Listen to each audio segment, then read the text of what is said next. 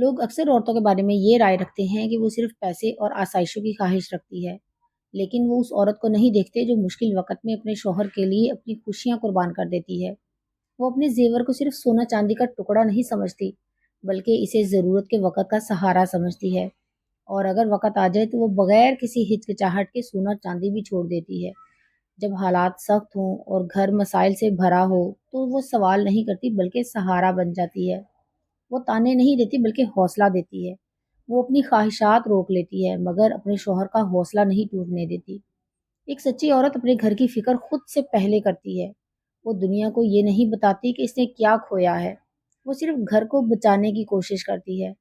چند مثالوں کی وجہ سے ہر عورت کو لالچی کہنا انصاف نہیں ہے، کیونکہ کچھ عورتیں لالچی نہیں ہوتی بلکہ وفاداری کی مثال ہوتی ہیں۔ یاد رکھیں، رشتہ دولت پر نہیں بلکہ نیت، صبر اور سچی رفاقت پر قائم ہوتا ہے۔